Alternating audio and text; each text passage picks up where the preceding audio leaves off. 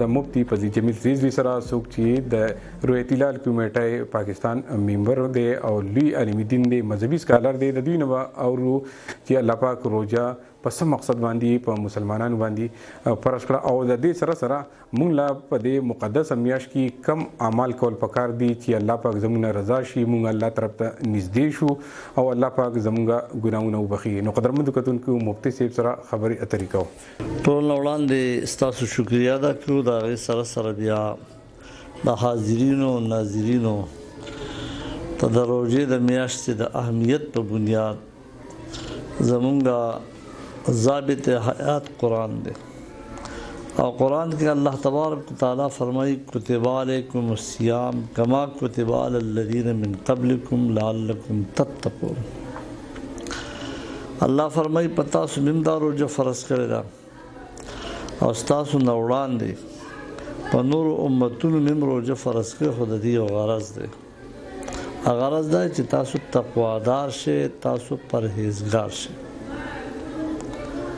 دا غټ مقصد دی د روزې چې تقوا راشي پرهیزګاري راشي ورنه څه الله جل شانه چې په خپلو بندګانو پابندي لګوي چې خوراک او څښاک مه کوه. تقوا او پرهیزګاري په دې بنیاد ده چې یو طرف ته خو د روزې خپل اثر دی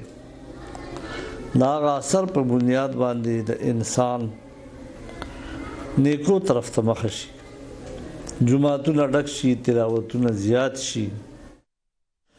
د تراویح په صورت کې د ختمونو په صورت کې او بل طرف ته د مانځه د سره او د تراویح او د تلاوت سره د روزې اثر په دې کې دا پیدا شي چې د پزله کې د خلق خدا سره رحم راشي او ترس راشي. نو یو حقوق الله دي زریاب څه یو حقوق العباد دي. نو حقوق العباد خدا شو چې شیاطین اترل شي دوزخونه بند شي نو خود به خود ذهن نیکو طرف ته واوړي او د الله بندگی شروع شي ځکه صفائی د روزې سره راځي. حقوق العباد دادي چې دې په خپل باندې لوګه تیر کی تند تیر کی نو د غریب کس د نادار چې هغه خدای پاک کمزور د ازمایش په صورت پیدا کړی دی دا هغه لوګه او تند هم د معلوم شي. لہذا دې په دې کې د حقوق العباد هم بیا خیال ساتي په مزدور باندې پکار چې مزدوري کم شي هغه ته ورکړو شي. د نبی علیہ السلام زمون د پاره یو نمونه ده. قرآن فرمایي ولکم فی رسول الله اسوه حسنه ستاسو د پاره د نبی علیہ السلام په ذات کې خیسته طریقې موجود دي. د نبی علیہ السلام طریقه دا چې رمضان مبارک براغي د روزې میاشت نو اعطى كل فقیر یو به په فقراو سخاوت ډیر کو واطلق كل اسیر قیدیان به آزاد کړ. دا حضور علیہ السلام موږ ته یو طریقه خو چې تاسو د کمزورو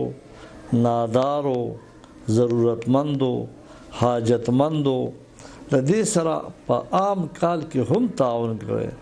خو د روزې په میاشت کې خپل تعاون زیات کړئ. زموږ مسلمانان نوم پکار ده چې د خپل خوږ پیغمبر صلی الله علیه وسلم طریقه اپناو کی نه دا چې په روزه کې ګرانی راشي نه دا